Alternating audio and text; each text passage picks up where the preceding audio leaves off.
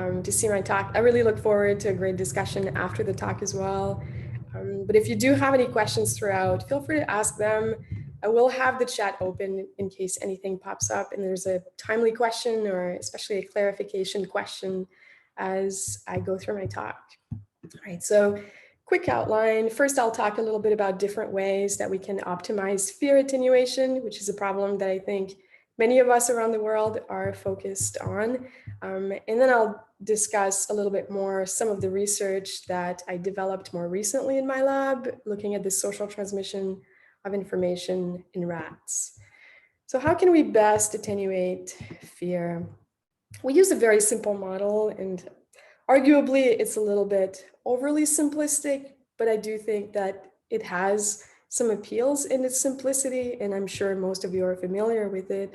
But it's a model of fear conditioning where an initially neutral stimulus, such as a tone, is presented with an unconditioned stimulus that has some aversive properties like a shock, such that once they're repeatedly presented together, later on, if the tone is presented alone, individuals will show a fear response. And in the rats, of course, this response is readily quantified as freezing, but we also know that other behaviors can take place as a result of fear conditioning. Now, something that I grew interested in a few years ago is that retrieval of a fear memory, once it's been consolidated, seems to engage two seemingly opposing mechanisms. One of these mechanisms is reconsolidation, and one of these mechanisms is extinction. And manipulations of both of these different mechanisms have been employed by various labs around the world to try to attenuate fear memories.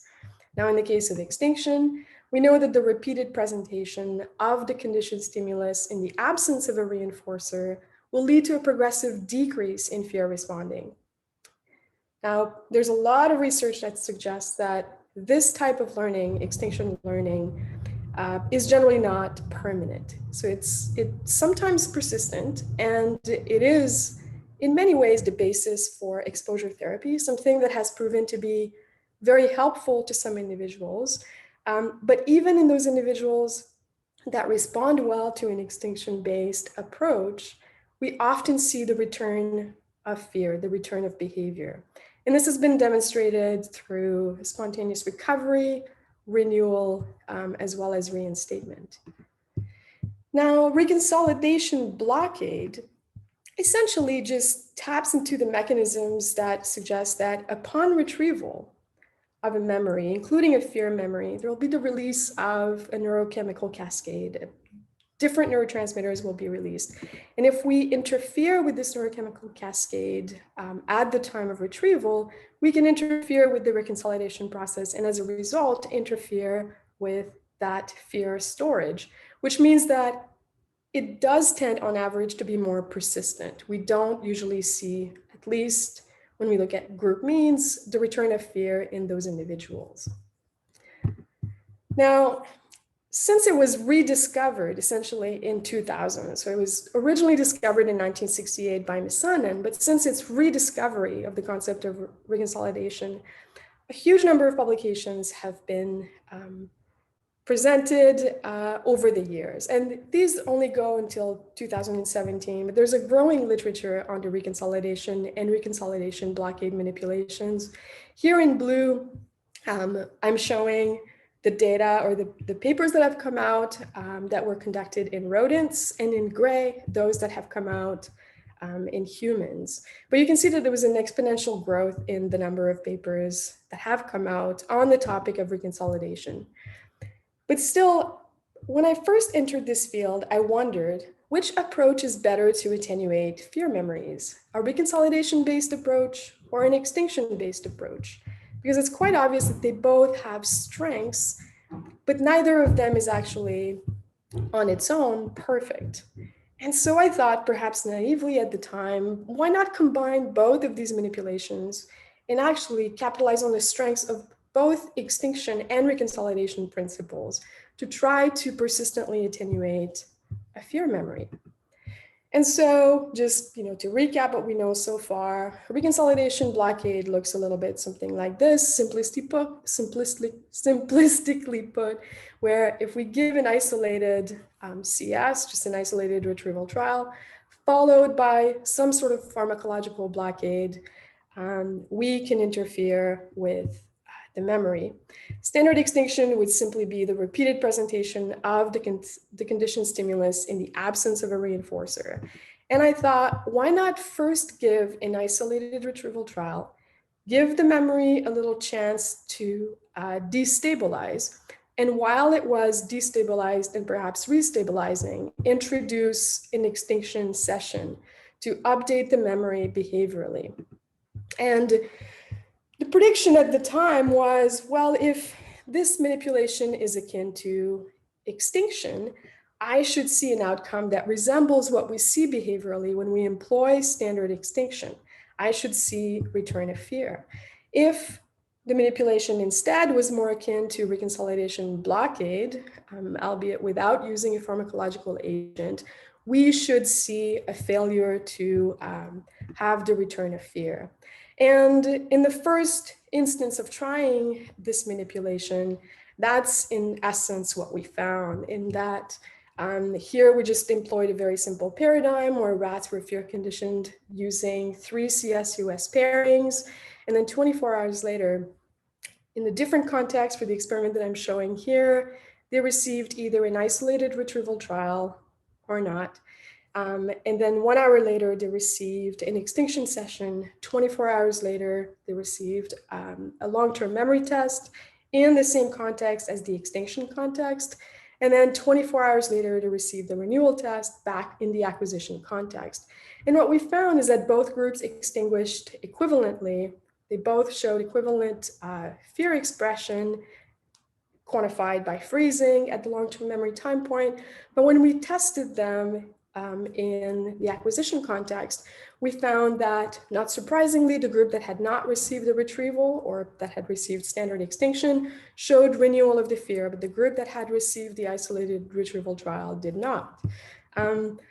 We also replicated these findings using a spontaneous recovery assay, a reinstatement manipulation. We also showed that the retrieval manipulation led to a retardation of reacquisition of fear. And we also then, in collaboration with Liz Phelps and Daniela Schiller at NYU, were able to prevent the return of fear in humans using a reconsolidation updating paradigm. Now, more recently, I wanted to test in collaboration with a clinician at UT Austin whether we could employ this manipulation to prevent the return of fear in humans that had phobias. And what we found using a couple of different experiments that we've since published, that we were able to actually reduce the return of fear in individuals that have fears of snakes or spiders, with an interesting twist, which is that they actually showed better fear reduction during the extinction or during the exposure session. And for these two different studies that we did, we employed an in vivo exposure therapy approach where participants were brought in, assessed for their fear of snakes or spiders, and then for their extinction or exposure session, they were presented with a live snake or spider and had to stand within a foot of the beasts. And this is how we actually conducted the manipulation. So the next important thing, at least to understand if retrieval extinction could be employed on a more generalizable spectrum, we started to ask, does retrieval extinction allow for updating of other types of memories? And we, as well as others, have found that it has been helpful for individuals with heroin addiction. This was a study that was done in rats as well as humans. We found, in collaboration with Joanne Lee, that we were able to update an appetitive memory. Gary Ashton Jones's lab found that it was able to prevent cocaine relapse in rodents. And more recently, we've done experiments in collaboration with Nadia Chaudhry and Ruben Gonzalez at UT Austin, showing that we could prevent and reduce alcohol consumption in a rodent model of alcohol-seeking behavior. So thus far, looking at this big picture, the results were relatively promising. And then, I was actually very encouraged by the fact that a number of studies that employed either clinical or subclinical samples were also able to, at least in principle, see some beneficial effect of the retrieval extinction manipulation in clinical populations. Now, the picture wasn't perfect. If you look at the big ensemble of literature that has come out on retrieval extinction, there is evidence that a lot of groups have been able to, at least in principle, replicate the effects. And I've shown some of them here in blue. The list is by no means exhaustive here on this slide, but there's also been a number of labs that didn't replicate the findings. And that was a little concerning to me.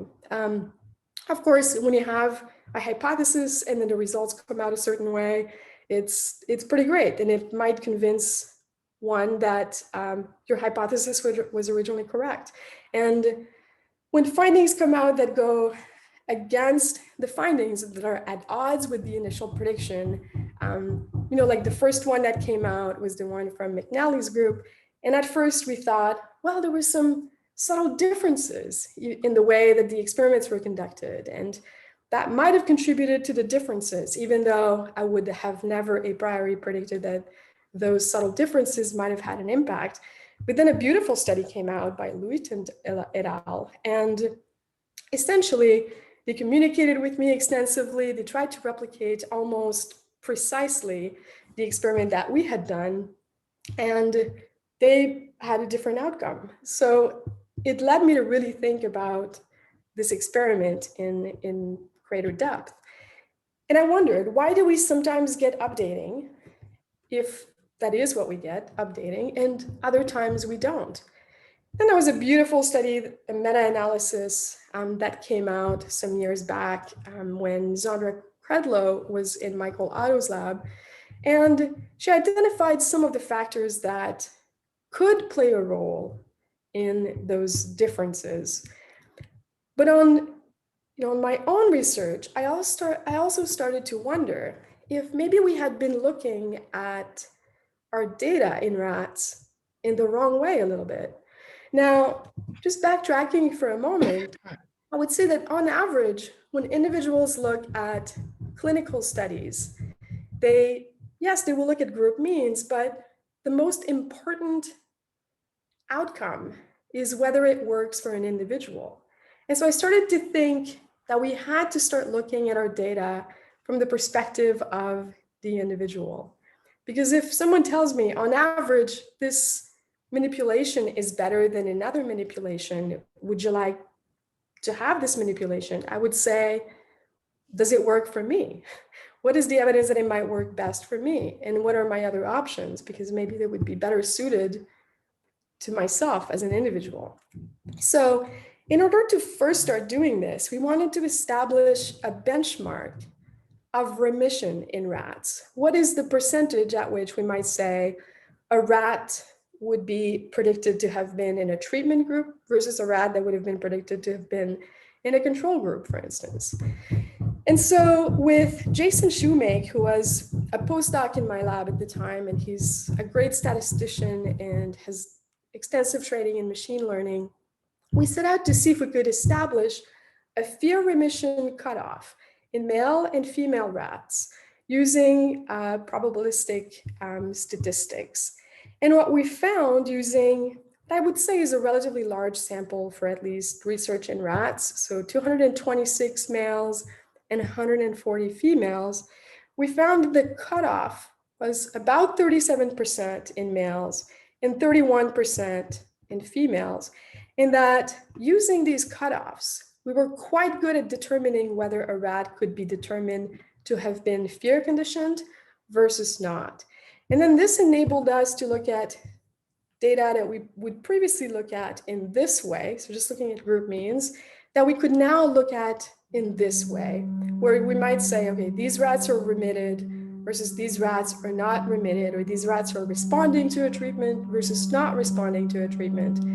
And what this enables us to see, just plainly see, is in the group of non-responders, we have a subset of these rats that had received standard extinction, but we also had a subset of these rats that had received retrieval extinction.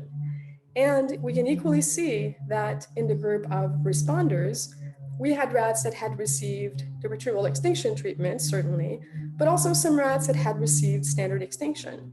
And this actually bears out in the clinic as well. I think often as a fear researcher, I often said, well, exposure therapy doesn't work because it's susceptible to the return of fear. When in reality, it has worked very well for a great number of individuals. And for those, why try to give them a different option if they respond perfectly well to exposure therapy? So we might also look at the data in this way and say, well, if we look at the percentage of responders versus non-responders, we do have a greater proportion of responders in the retrieval extinction than in the extinction group.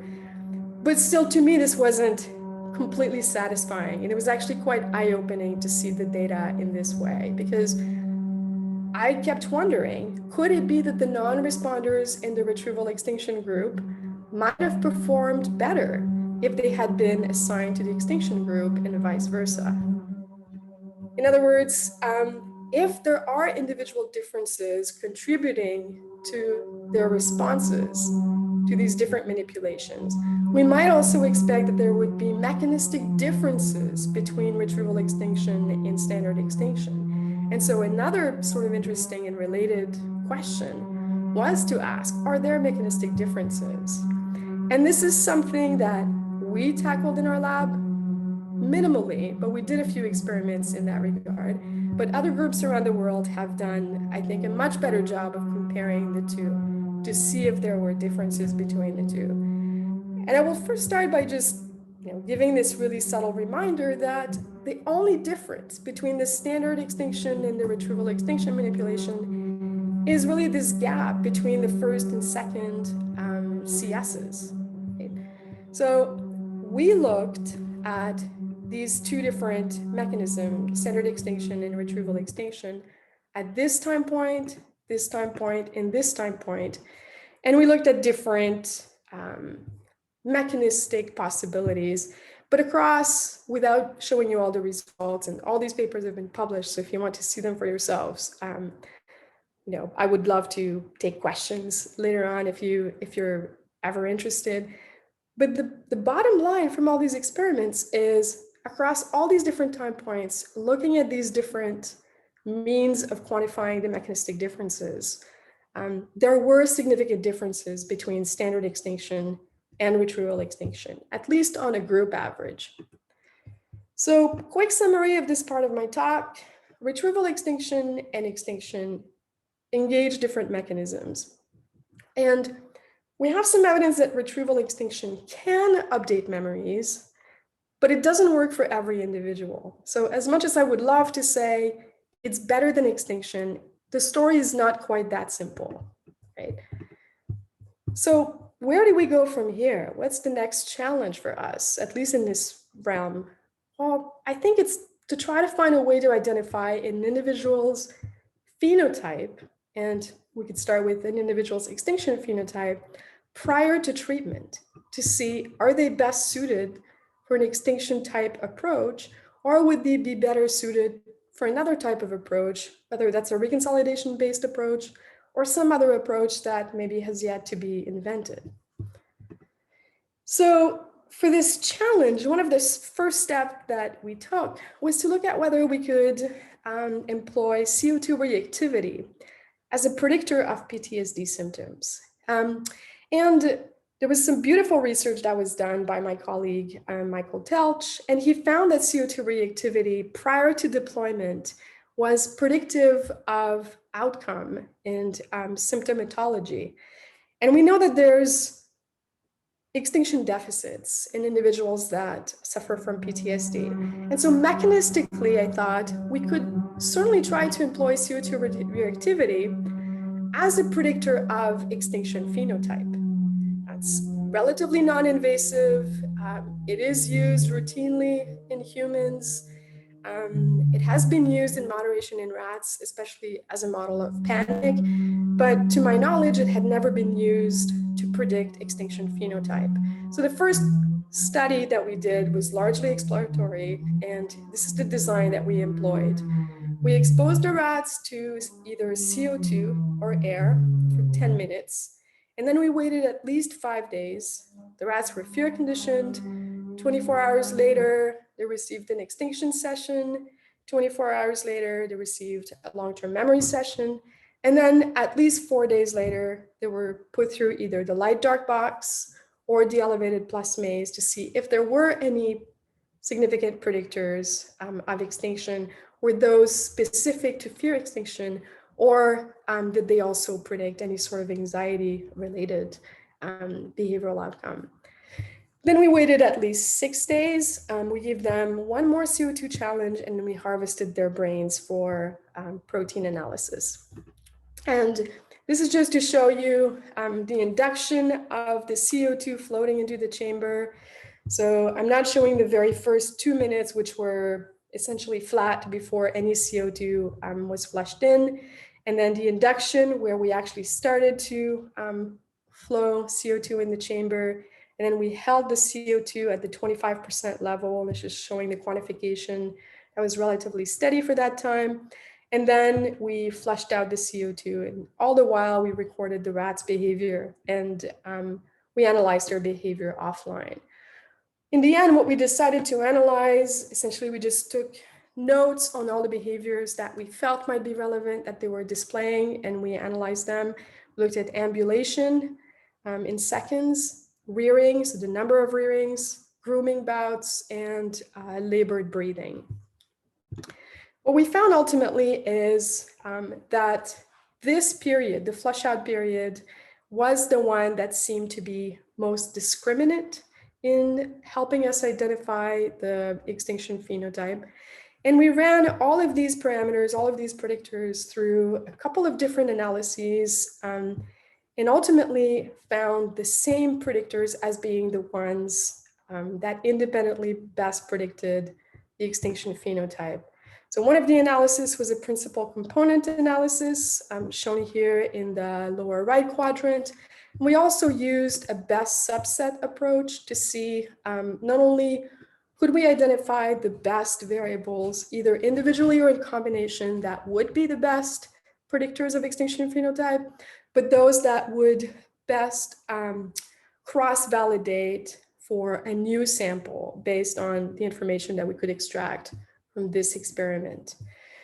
Now, the study was relatively well powered for a standard rodent experiment in this field. So we had over 30 rats, but for analyses of this kind that are usually employed on larger clinical samples, I would say that it was borderline just enough to actually let us to do the analysis. But what we found was the same variables were extracted. So we had ambulation in that flush out period, rearing in the flush out period. These were the top 2 predictors, and then grooming in the flush out period and labored breathing during the CO2 hold phase. So when it was held at 25% during that phase.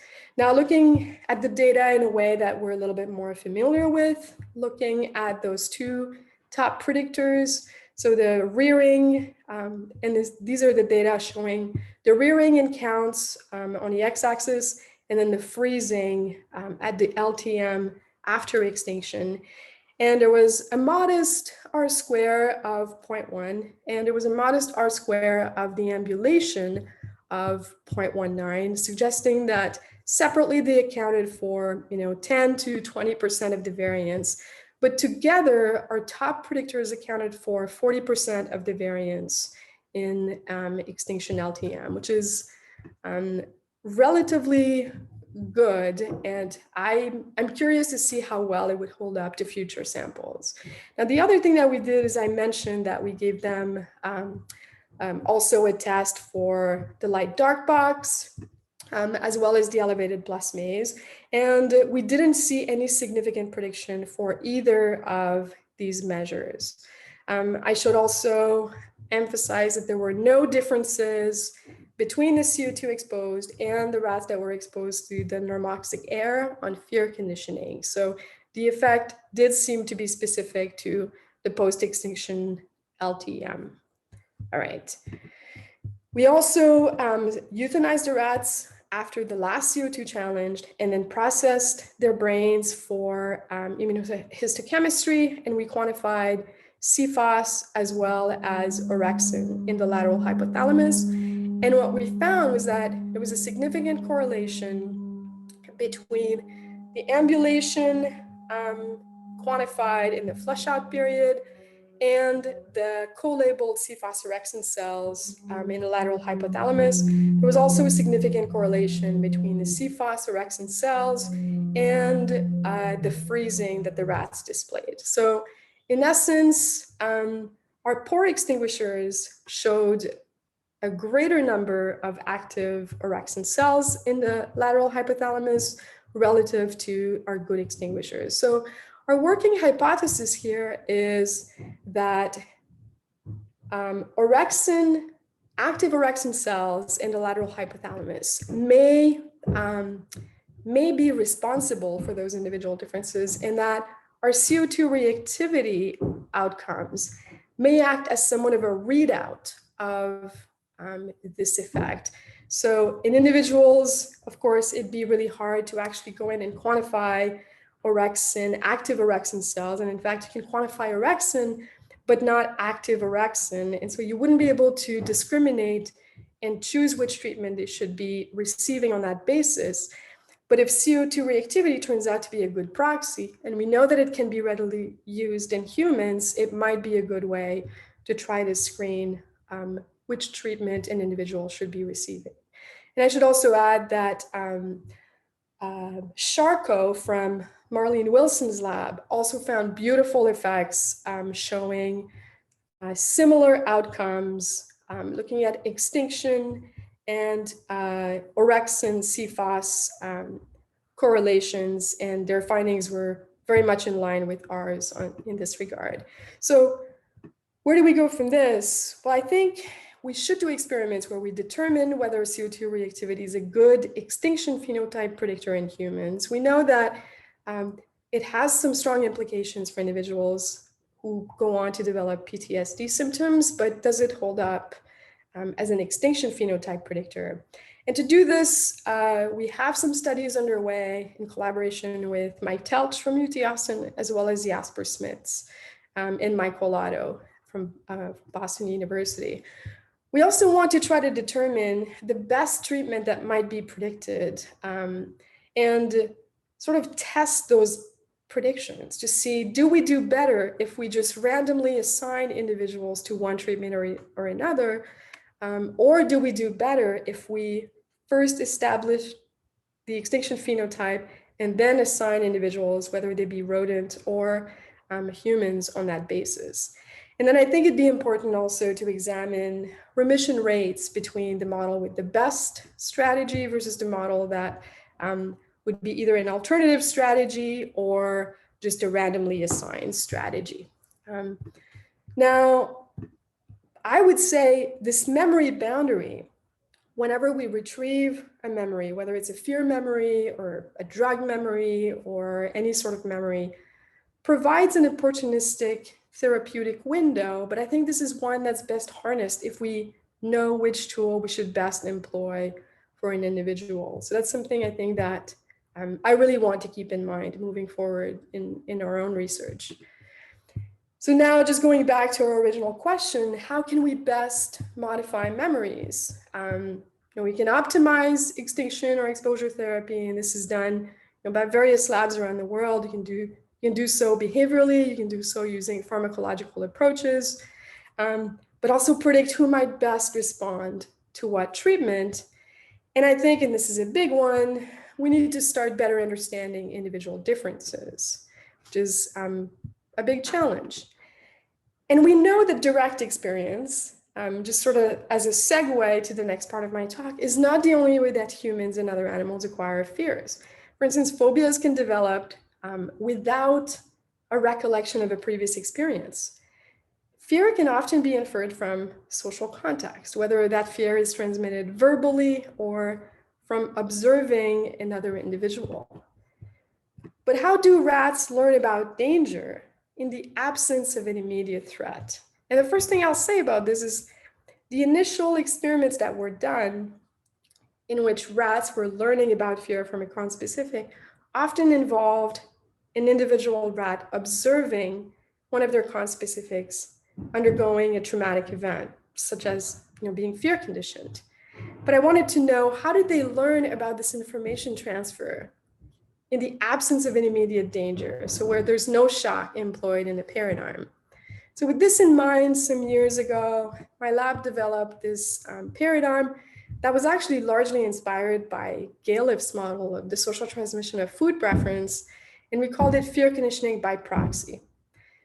Now, in fear conditioning by proxy, or FCBP for short, we house rats in triads. Then on the first day, one of the rats is fear conditioned using our standard tone shock pairings.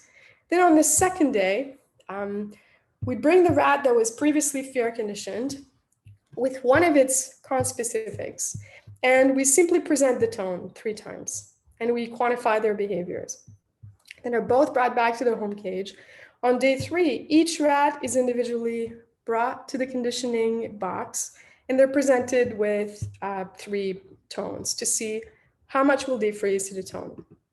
And what we found across a number of experiments is, perhaps surprisingly, the rats that get no fear conditioning don't freeze very much. The rats that were directly fear conditioned show a healthy range of freezing. And the rats that were fear conditioned by proxy show what I think is really meaningful variability, where you see some rats that don't freeze at all, and some rats that freeze quite extensively, so 80%. And this is a tremendous amount of freezing for a rat that has never experienced a shock at all. And just a reminder, the no fear conditioning group is not a perfect control, but it's also not a naive control. It's one that didn't experience either the shock or the tone until they were tested at the long-term memory time point, but they also lived with a rat that was conditioned by proxy and a rat that was fear conditioned directly. So it's possible that some information was passed on to this rat that could factor into the minimal variability that we see here. Just something to keep in mind. So we started to wonder, what predicts this tremendous variability that we see in the fear conditioning by proxy group? The first thing that we looked at was to see, does the freezing from the demonstrator rat, so the one that was directly conditioned, does it predict the FCBP freezing? And it does not. So next we looked at the videos extensively, and I'll just show you the behavior that we observed and later decided to quantify. And I'll show you 3 different pairs of rats. The first one is a pair of males, the other one is a pair of males, and the next one after that will be a pair of females, and just see how they interact together. So the rat here on the lower left corner is the one that was fear conditioned the day before. And now the tone is actually on right now. You can see that the observer rat, or the fear conditioned by proxy rat, spends a little time grooming its cage mates, engaging in ways that we've labeled and others have labeled as being pro-social. All right, and this rat, so the observer rat, who's never received a shock before, went on to freeze 60% at the long-term memory time point, and the tone is now currently off. And we can contrast this with this pair of rats, where the one on the left is the one that was fear conditioned the previous day, so showing some healthy freezing. And on the right, we have its cage mate that, has some physical contact, arguably, because the two of them have overlapping tails, but not really engaging very much at all other than engaging in grooming. And this rat, the one on the right, the observer, froze 0% the next day. Now, if we look at a pair of female rats, see, the one here at the top is the one that was fear conditioned the previous day, showing some healthy freezing. The tone is currently on, and at first this puzzled us. The other one is mostly engaging in rearing behavior. Now we'll just say immediately that the rearing did not correlate significantly with the freezing. But then notice what happens as soon as the tone is off. Now the observer rat, or the fear conditioning by proxy rat, is engaging in a prosocial way with the rat that was freezing. And now this rat, the observer rat, went on to freeze 80% the next day. All right, so if we look at the correlation between these behaviors, we can see that if we look at the social contact during the queue on day 2, which is the fear conditioning by proxy session, there's an R value of 0.84 for the males, but the value is not significant and much smaller in females. But if we look at the prosocial contact that occurs immediately after the queue on that same day, now we can see a significant effect in females, but not in males. So in other words, and I don't actually know the significance of this at this point, but the males and females seem to engage in behavior that both significantly predicts a certain outcome the next day, but they engage in that behavior at different time points, which I think is actually really interesting. I will also say that these behaviors, so the prosocial behaviors that we observed, also seem to be predicted by other factors, other social factors, including the degree of play behavior that the males and females engage in prior to actually being placed in the fear conditioning by proxy session. And so one of the questions that we had was, what are some of the social factors that influence those behaviors and in turn influence fear conditioning by proxy? And we looked at kinship, so we looked at sisters versus non-sisters versus strangers, but I won't go over the kinship findings at this point, but they were published in 2014. This is beautiful work that was done by Carolyn Jones, a former PhD student in my lab. We also looked at dominance, and we did so in males and females. And first, I'm just going to tell you a little bit about how we establish dominance in these triads of rats. We predominantly rely on an approach that was developed extensively by Serge Pellis and colleagues, where we look at play behavior in rats, and we look at their dynamics of interactions. To do this, so we know that rats, when they're young, will play extensively together. When they're a little bit older, they're a little bit like humans, where they might not play as much, but if we deprive them of each other for 24 hours and then we bring them back together, then they'll show some good playing bouts. And so I'll show you a couple of playing bouts that exemplify the relationship that we see between the dominance, the most subordinate, and sort of the next subordinate. Let me just show you this interaction.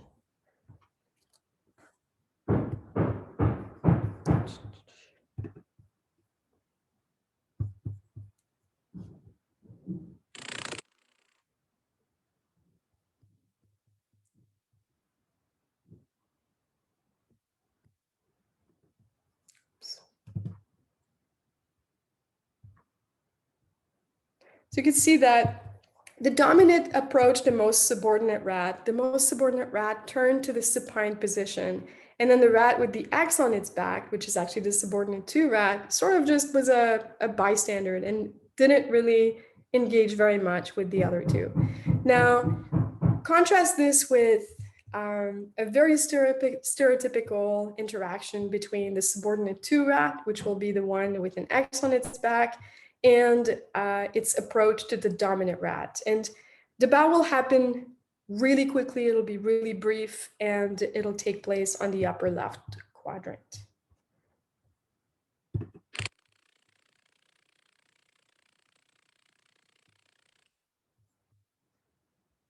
Right, so what we saw is the subordinate 2 rat approached the dominant rat. They just swatted a little bit. They both were in a standing position, and then they walked away from each other. So this is very stereotypical of these types of interactions between the subordinate 2 and the dominant rats.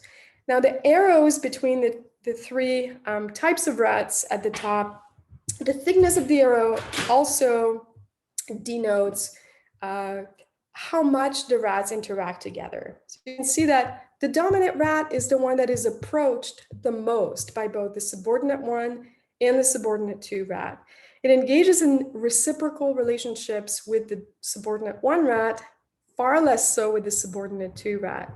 And the subordinate 1 and subordinate 2 don't engage that much with one another relative to their interactions with the dominant. And we also have an alternate dominance test, and the way that this one is carried out is we put a little bowl of sweetened milk, condensed milk in the corner, and it's small enough that it can only be consumed, the milk can only be consumed by one rat at a time.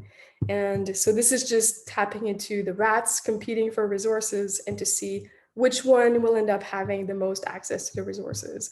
So I'll play the video and I'll let you be the judge of who you think of this triad is the dominant rat.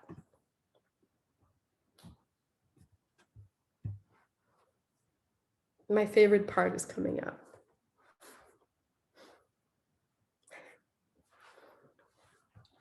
I actually just love how exquisitely subtle the behavior is. So hopefully you've identified the rat with the X on his back as being the dominant rat. And you could see that one of the subordinates approached and tried to see if they could get some milk.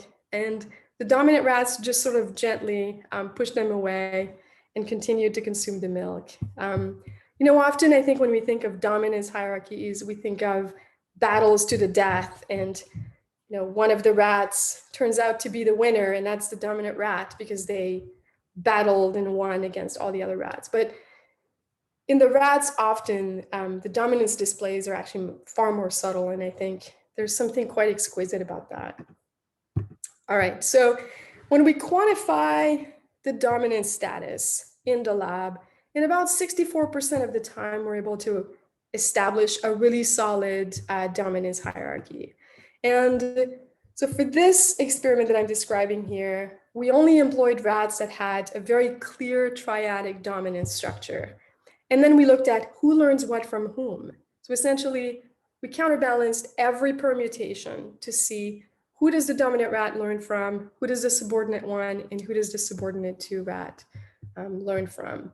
So we looked at the sourcial interactions, and we also quantified their USV, ultrasonic vocalization calls. So if we look at the dominant rat freezing, the red bar here showcases whether the rat can learn directly with fear conditioning. And they show fear conditioning or direct fear conditioning quite readily, freezing, you know, over 80%. They don't, however, learn by proxy from either the subordinate 1 or the subordinate 2 rat. And this is shown in the second set of bars here, showing that those two bars are not significantly different from the no FC rat. Now, if we look at the subordinate 1 rat's freezing, again, they can learn directly quite readily. They can also learn by proxy from both the dominant rat as well as the subordinate 2 rat. And this is true because both bars are significantly greater than the no FC bars. Now, if we look at the subordinate 2 rat, learns directly quite readily, learns by proxy from the dominant rat, but not from the subordinate 1 rat. So when we think at, you know, who learns what from whom, they all learn directly from firsthand experience quite well, but the dominant rat doesn't learn by proxy. And the subordinate 1 rat learns from everyone, and the subordinate 2 rat learns only from the dominant rat. Right, if we look at the ultrasonic vocalizations, maybe just for the sake of time, I won't play the calls, but I'm happy to go back to them if you're interested in hearing them. They're quite pretty if you look at the 50 kilohertz call, and haunting if you look at the 22 kilohertz calls.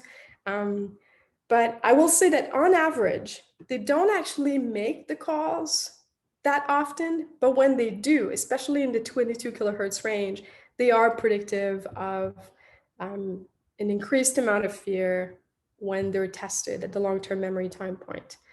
We also looked at different brain regions that might be involved specifically in the social transmission of fear, and we did this using CFOS immunohistochemistry of a number of different brain regions. And once we identified regions of interest, we then inactivated those regions with mucimol.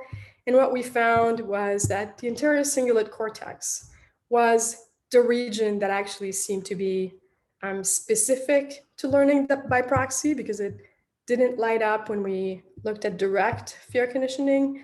And when we inactivated it with mucimol, it also prevented the fear conditioning by proxy from taking place. And these results are published, and I'm happy to take any questions on them if anyone has any follow-up questions on this. So quick summary of this: there's variability in freezing after fear conditioning by proxy, and social factors such as sex, kinship, and dominance status seem to influence social interactions, which in turn then influence the fear conditioning by proxy. We think that the ACC may be selectively involved in the acquisition of fear conditioning by proxy. All right, so future directions, where are we going with this? So we want to start looking at mechanisms of social transmission of information, more generally speaking. So stepping away a little bit just from simply and strictly looking at fear, and looking at social transmission of other types of information. So to do this, we started to look at social transmission of food preference. And this is a design that was based on the beautiful studies that were conducted by Galef for many years, where a demonstrator rat is given a novel food source, so cocoa or cinnamon, and then rats can interact. So the observer rat can interact with the demonstrator rat who has the food on its breath for various lengths of time, so either 15 minutes or 30 minutes. And then we give the observer rat a choice to either consume a novel food or the food that they just smelled on their conspecifics breaths. And what we found is that in our lab, we were able to replicate the effects that Galef had observed. And we also found that the amount of time that the rats spent together interacting led to an increase in the food preference that was demonstrated. So next we wanted to know, does the reliability of the demonstrator affect the social transmission of food preference? Now, to ask this question, we used the social transmission of food preference paradigm, but we combined it with conditioned taste aversion, which is something that I think most of you are familiar with, but just very quickly. You can food deprive rats for a little bit, just 24 hours, and then you give them one of two different food sources, either in this case, anise or marjoram flavored chow. After they consume the food, we either give them a control injection, so just some saline, or a lithium chloride injection, which gives them malaise. And then 48 hours later, we give them a choice. Do you want the food that made you ill, or do you want the other food? And by and large, those that received the lithium chloride will tend to avoid the food that the lithium chloride had been paired with, and instead will choose the novel food. So based on this, we thought we could make a rat seem unreliable if the food that the rat presented via the flavor on their breath led to malaise in the observer rat. So this was the design, and it's quite a busy slide, so maybe I will just give you sort of an anecdotal breakdown of the experiment. So let's pretend that I'm actually visiting in person, and the first day that I get to your town, I run into Amy, and I ask Amy for a food recommendation. And Amy gives me a food recommendation, and it's wonderful. I go to that restaurant. I really enjoy the food very much, and I sleep well that night. And then the next day I go to campus and I run into Tristan. And Tristan, gives me a food recommendation I go to that restaurant and I am super ill, severely ill. It's horrible. I still managed to make it to campus the next day, and I run into Amy and Tristan. Who do I ask for a food recommendation? Right? Well, and the experiment is a little bit biased in this case, of course, because I've known Amy for a long time, so we'll ignore that variable. But who would I ask for a food recommendation? Tristan or Amy? Well, it turns out if you're a rat, it doesn't seem to matter. Do I go for reliable Amy or unreliable Tristan? If I'm a rat, 50-50. I could go to either. Now, this isn't because the rats didn't get ill. They actually get ill, and they actually selectively avoid the restaurant that made them ill. But they don't avoid the individual that gave them the recommendation, which is kind of interesting. So the attribution of the illness remains tied to the food, not to the demonstrator. Now, there's an interesting twist to these findings, and this is something that I had not predicted. But it turns out that the demonstrator order matters. So in this case, as a rat, I would have gone back to Tristan rather than Amy. Why? Because he was my most recent demonstrator. Now, this is true regardless of the amount of time spent interacting with Amy or Tristan. So if you look at how much the rats are interacting with the two demonstrators, whether they had been reliable or not reliable, the rat will spend an equal amount of time with each demonstrator. So that doesn't seem to correlate with the food selection the following day. What does seem to matter, though, is the illness. So if they were only presented with food that didn't make them ill, they will not preferentially choose a demonstrator, the food that's demonstrated by either the first or the second demonstrator. But in the face of instability, in the face of having experienced a food that made them ill, they will preferentially default to the most recent demonstrator's information, which I think is kind of interesting, but I can't completely explain it yet. All right, so just a quick overall summary of my talk. For the first part, retrieval extinction may persistently attenuate Pavlovian memories, and we know that it engages different mechanisms than standard extinction. And I think there's some promise for the CO2 reactivity in predicting different extinction phenotypes. Now, for the second part of my talk, I think FCBP and SDFP may be potentially useful to further examine individual differences between conspecifics. And rats don't appear to mistrust a conspecific, at least using the paradigm that we did, even a conspecific which presented food that made them ill. But under unstable conditions, they seem to default to relying on the information provided by the most recent demonstrator, regardless of the quality of that information. All right, so with this, I would like to thank you for your time and also thank all the members of my lab, current and past, as well as all my collaborators and our funding support.